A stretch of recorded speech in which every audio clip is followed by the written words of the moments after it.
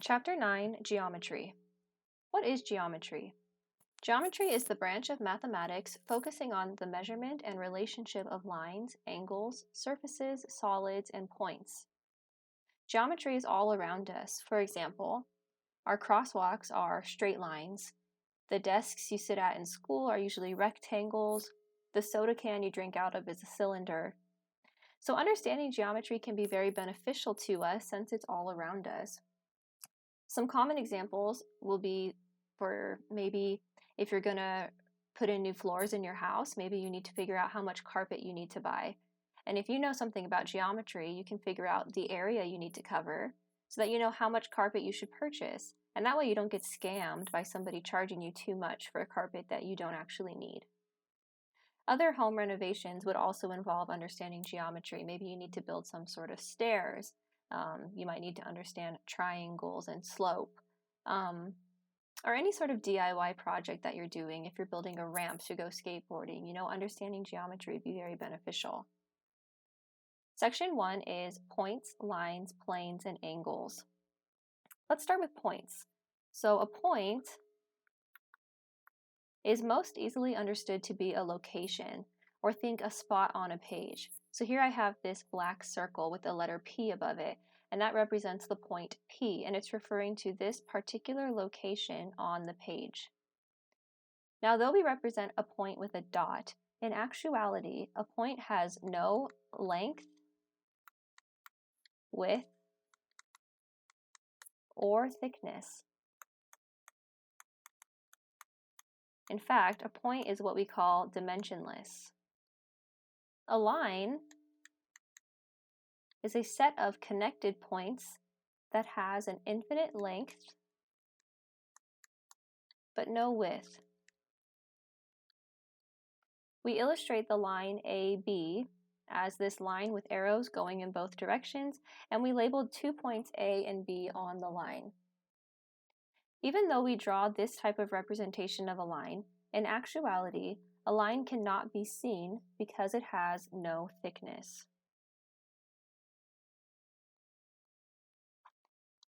So even though we have to draw it, and you could look at that and think that you could measure how thick it is or how wide it is, you can't. But if we don't draw something for us to see, how will we know what we're talking about? So we use this representation just to represent the length, since lines only have length. But we don't take into account the fact that it looks like it may have width or thickness. A plane is a two-dimensional flat surface that is infinite in length and width,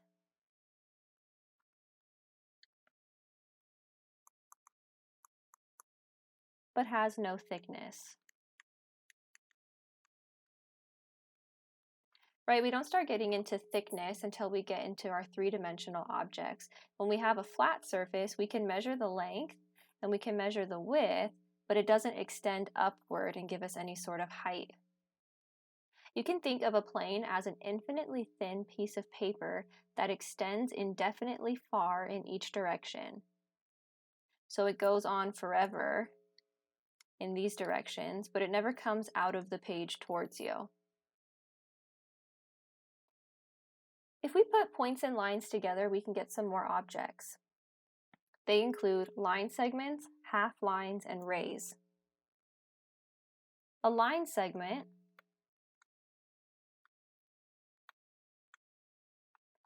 is a finite portion of a line consisting of two distinct points, which we call endpoints,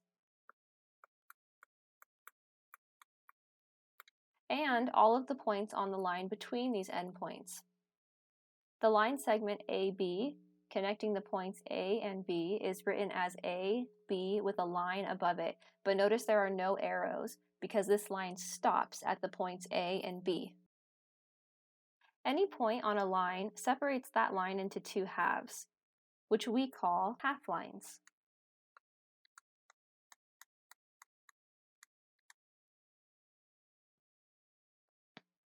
A half line beginning at point A and continuing through point B means that A is the endpoint of the half line, which is not included.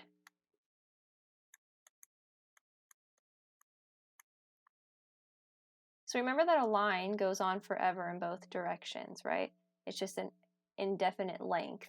So if you pick a point anywhere on that line, technically you cut that line in half, because on one side that line's going to keep going on forever towards infinity, and the other side the line's going to keep going on forever for infinity, right? So that's why we can call it a half line regardless of where you cut it.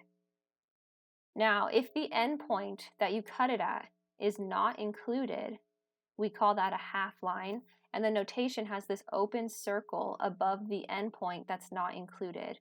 So this would be something like a line that was cut at point A, but A is not a part of the line and it extends through B and then goes on forever. If you want to include that endpoint where you cut the line, then we call that half line a ray. And notice the notation for array doesn't have that open circle over the A anymore. So if you just see this notation, it should imply to you, oh, the endpoint's not included, or versus this one where the endpoint is included because we do not have that open circle. So here's a summary of points and lines. When we have a line, we've already seen the symbol. So the line AB would be AB with a arrowed or a line with double arrows on top of it. And the figure for that is again a line with arrows on both sides, and we label the points A and B, and these points are included on the line so the dots are filled in. A line segment is where we cut this line at points A, B, and we do not extend beyond those points. Again, we've seen the notation, it just has a line with no arrows. A half line would be like we cut the line at the top at point A, but we don't want that point included, and then we extend through point B and we keep going on forever. Versus a ray, which is where we would cut that line at the top at point A, but we want to include that value, and again we extend through point B and we go on forever.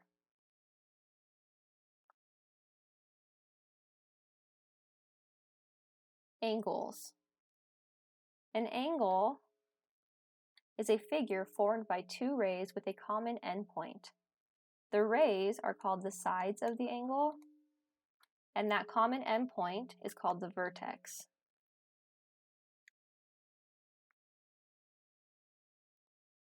The symbol for angle is this kind of like a sideways V. I mean, it looks like an angle, right? Sometimes it has an arc through it and sometimes it doesn't. They both stand for angle. The angle that we have over here could be represented with this notation. You can either use the one with the arc or without the arc, whichever one you like. And you want to make sure that if you're going to use all of the points that are on this diagram or on this angle, that you always have your vertex in the center, because this actual angle is angle B, right? Points A and C just happen to live on the rays that make up the angle, but the common vertex is where we figure out where the actual angle is. So I can call this angle ABC, notice the B is in the middle, or I can read it backwards and I can call this angle CBA. Again, the B is in the middle. Or you can just call it angle B. Or notice this one also is given another name where it has a 1 around this arc. So you could also call this angle 1.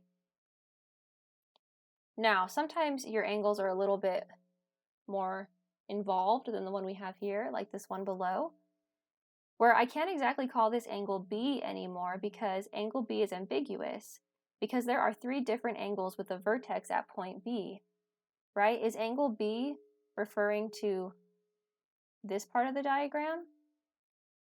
Or is angle B referring to this part of the diagram? Or is angle B referring to this part of the diagram? So we don't exactly know. So in this case, you would need to be more specific. You would need to either be talking about angle ABD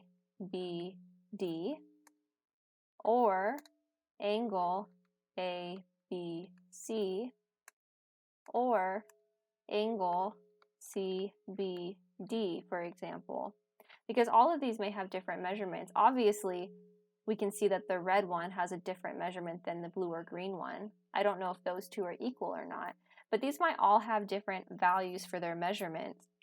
So because of that, I can't just say, look at angle B, because I won't know which one you're talking about. try exercise 1 on your own and try to name this angle in 4 different ways. Pause the video and then come back and check your work.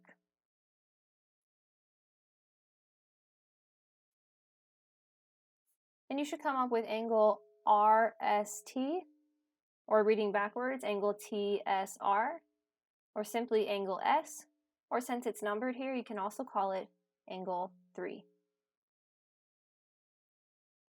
Now earlier I talked about why we couldn't label that one particular figure just angle B because it was ambiguous. And I mentioned that the 3 angles that I wrote down might have different measurements. Now when we measure angles, they're measured in something called degrees, and we denote it with this little kind of open circle. Angles can be classified by their measurements or by their degrees. We have 4 different types that we're going to talk about, which are acute angles, right angles, obtuse angles, and straight angles. And this figure here is a protractor, which you can use to help measure angles. So you can line up one of the sides of your angles on the bottom, and then you can see where the other side falls on your protractor, and it will tell you the degree of your angle. Okay, the first type we have is an acute angle. An acute angle has a measure between 0 degrees and 90 degrees. Not equal to 0 and not equal to 90, but anything between those values.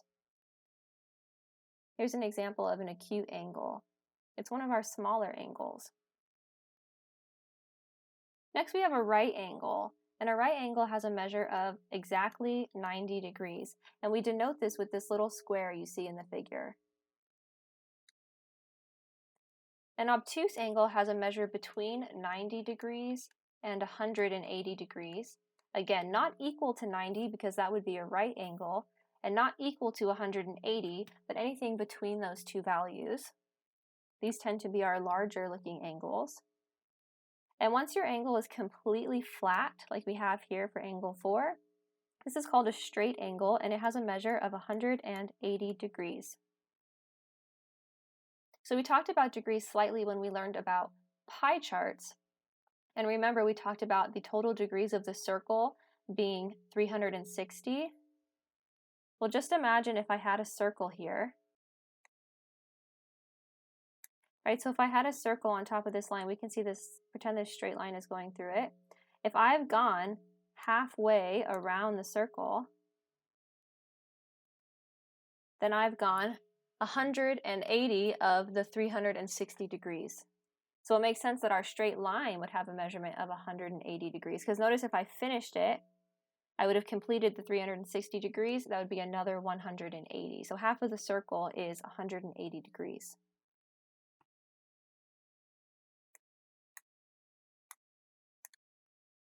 Pairs of angles. 2 angles are adjacent if they have a common vertex and a common side. 2 angles are complementary if the sum of their measures is 90 degrees. So we can see also if we have 2 complementary angles that are also adjacent, then they would make up a right angle. And 2 angles are supplementary if the sum of their measures is 180 degrees. And again, if they were supplementary and adjacent, then they would make a straight angle. So adjacent angles, here's an example of some adjacent angles which share a common vertex, which would be this point B, and a common side, which is this ray, BC.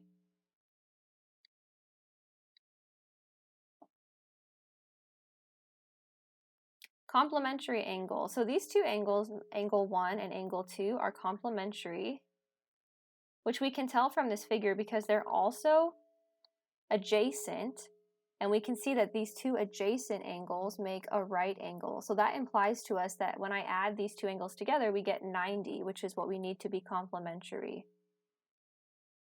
And these 2 angles, angles 1 and angle 2, are supplementary, which we can tell because they're also adjacent, and together they make a straight line, which is 180 degrees. So because they're a straight angle when put together, I can tell that these two angles are supplementary. In the examples here, we have adjacent angles that happen to be complementary or adjacent angles that happen to be supplementary, but you don't have to be adjacent to be complementary or supplementary. You just need to sum to 90 or sum to 180. Let's look at exercise 12. Find the measure of the complement of an angle with a measure of 62 degrees. Now you will need to remember the difference between complementary and supplementary, or a complement or a supplement. So some tricks you could use, I've seen students say that since complementary starts with a C, if you just drew a line down it, it would look like a 9. So that makes them think 90 degrees.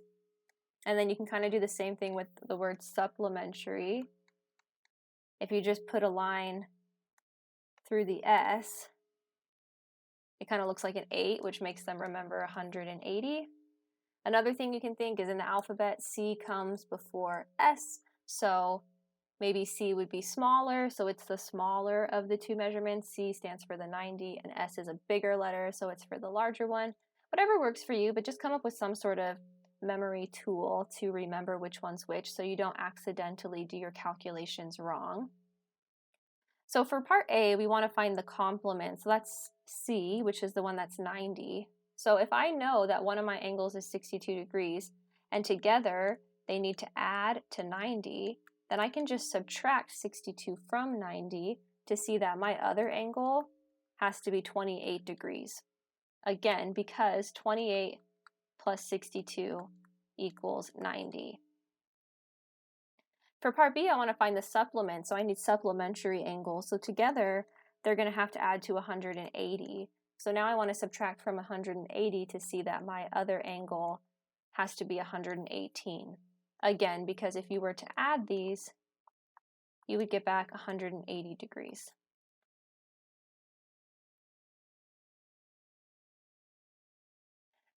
Exercise 3. Two angles are complementary, and the smaller has a measure of 17 degrees less than the larger. Find the measure of each. Okay, so we don't know the measurement of the smaller angle or the larger angle. So I'm assuming I'm going to need some sort of a variable. And I need one to represent the measurement of the larger angle. And I also need to know the measurement of the smaller angle.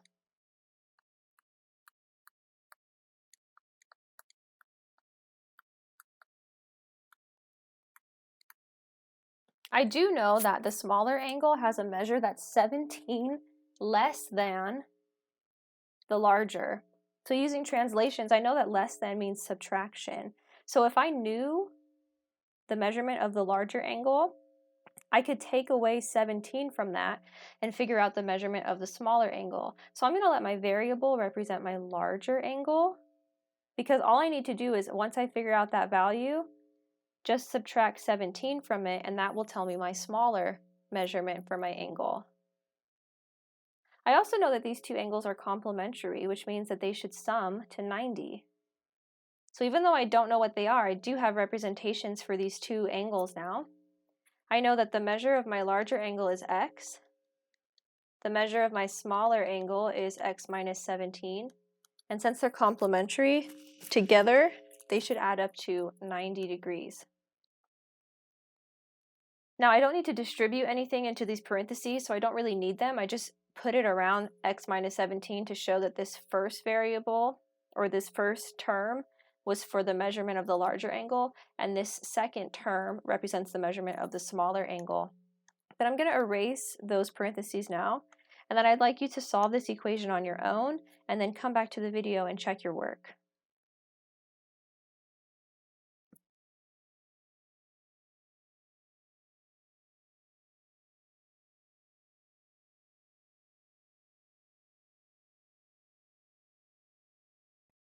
Okay, if you stopped here, you're not quite done with the problem. So remember, x represents the measurement of our larger angle. So we know the degree of our large angle, or larger angle,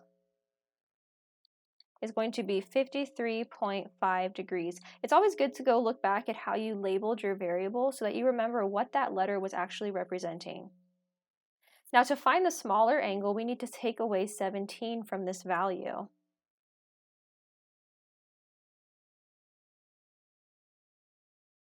So I need to do 53.5 minus 17, which is 36.5 degrees.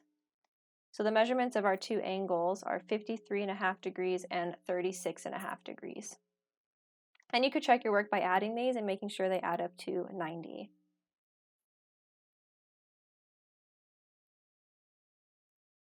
Vertical angles. When two lines intersect, four angles are formed. So here's our two lines intersecting, line 1 and line 2, and notice we end up with angle 1, 3, 2, and 4. Angles 1 and 3 are what we call vertical angles. So notice these are the angles that are across from each other. And also we have another pair of vertical angles with 2 and 4. Notice how they're across from each other. Vertical angles have the same measure. So whatever the degree is for angle 2, that'll be the same for angle 4. And whatever the degree is for angle 3 will be the same for angle 1. So exercise 4, we're given, again, these two lines that are intersecting, and we end up with these four angles. And we're told that the measurement of angle 4, that's what this little m means, by the way. If you see this m before the angle symbol, it's telling you the measurement of, or the degree. So the degree of angle 4 is 135 degrees. And now we want to find the measurements of angles 1, 2, and 3. Well, from what we just learned, angles 2 and 4 are vertical angles and they should be the same. So the measure of angle 2 is going to also be 135 degrees because angle 4 and angle 2 are vertical angles.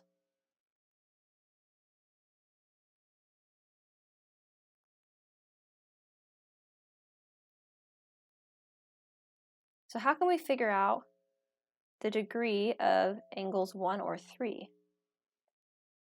Well, notice if you look at angle 1 and 2, together they make a straight line. And we know the degree of a straight line is 180 degrees.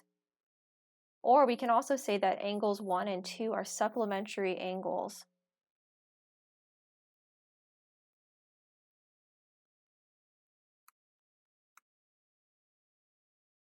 So what that means is they should add to 180. So angle 1, or the measure of angle 1, plus the measure of angle 2 is 180 degrees. But I know the measure of angle 2, it's 135. So I just need to subtract 135 from 180, and that will give me angle 1. When I subtract these, I get 45 degrees. So the measure of angle 1 is 45 degrees. And angle 1 and angle 3 are vertical angles, so they're going to be the same. So it's also 45 degrees.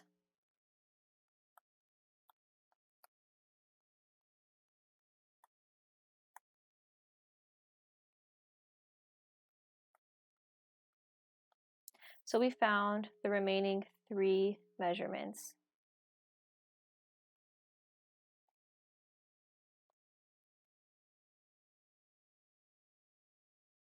Parallel lines.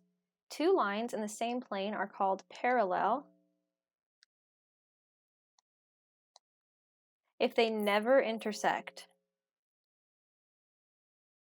If two lines, line 1 and line 2, are parallel, then we can write L1 and then these two lines like right next to each other, and then L2. Sometimes you'll see it kind of slanted.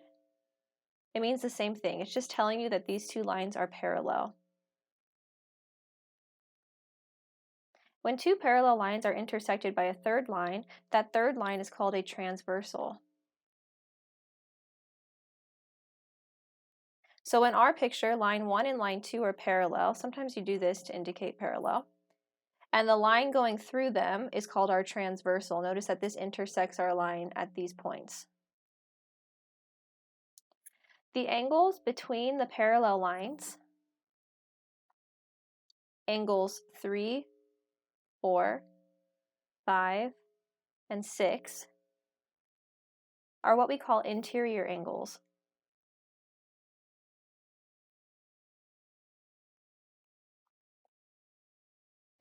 The angles on the outside of the parallel lines, so angles 1, 2, 7, and 8, are called exterior angles.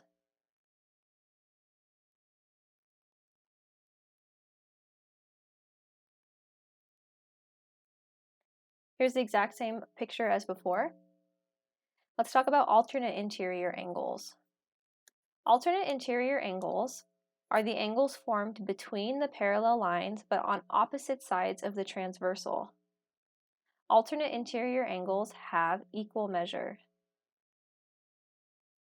So inside, our interior angles are 3, 4, 5, and 6, but our alternate interior angles are 3 and 6.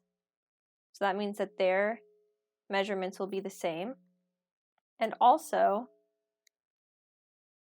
angles 4 and 5. So their measurements will be the same. And when I'm looking at diagrams and I know that I have parallel lines and I see a transversal, to figure out that I have these alternate interior angles, sometimes I draw what look like Z's. And this just helps me. So I'll draw a line, I'll go down the transversal, I'll go out the other parallel line until I get this kind of Z shape. See how it looks like the letter Z? And then on the inside of my Z's will give me my alternate interior angles. And I used to use that when I would get some sort of difficult geometry angle problem that had a whole bunch of lines. If I could go through my picture and draw these Z's on my parallel lines and my transversals, it would help me figure out which angles had the same measurement. And it kind of works for the opposite direction, it's just not quite as nice looking. It's kind of like a stretched out Z. But notice if you go this way, and then down your transversal, and then out the other parallel line, you know, it's kind of got that Z shape, but it's backwards and kind of stretched. But still, on the inside of that Z, you have your alternate interior angles.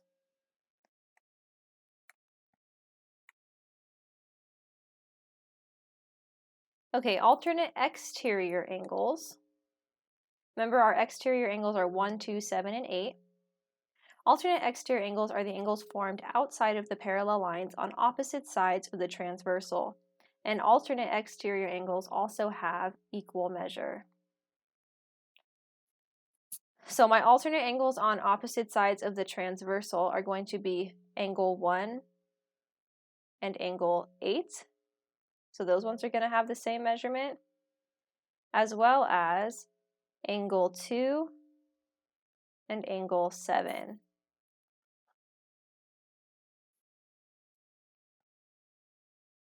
Corresponding angles consist of one exterior and one interior angle, with no common vertex on the same side of the transversal.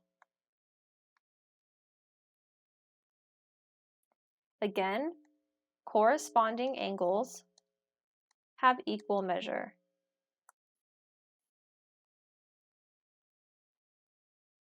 So our pairs of corresponding angles, again, one exterior and one interior with no common vertex on the same side of the transversal. So that's something like angle 1 and angle 5. Angle 1 is an exterior, angle 5 is an interior. They're on the same side of the transversal, but they don't share a vertex. These are going to have equal measure. Angle 2 is an exterior, angle 6 is an interior on the same side of the transversal. These are going to have equal measure.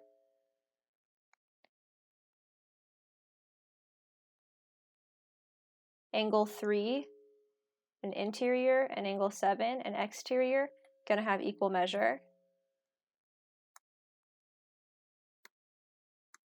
And lastly, angle 4, an interior, and angle 8, an exterior, are going to have equal measure because these are corresponding angles.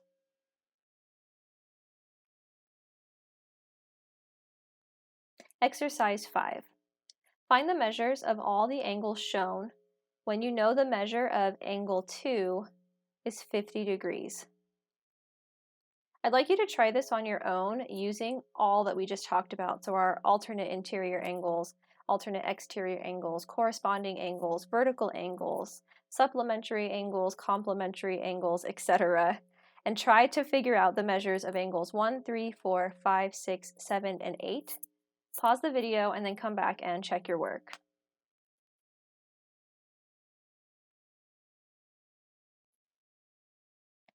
Okay, here's one way that you could have started the problem. So angle 2 and angle 3 are what we call vertical angles, and we know that vertical angles have the same measure. So the measure of angle 3 is 50. Still going from angle 2, I know that angle 2 and angle 6 are corresponding angles, so they have the same measurement. And angle 2 and angle 7 are alternate exterior angles, so they are also equal. Now we need to figure out angles 1, 4, 5, and 8. But I know that angles 1 and 2 make a straight line, so these are supplementary angles, which means that they should add up to 180. So when I subtract 50 from 180, I can see that the measure of angle 1 is 130. Now, angle 1 and angle 4 are vertical angles, so they should be the same.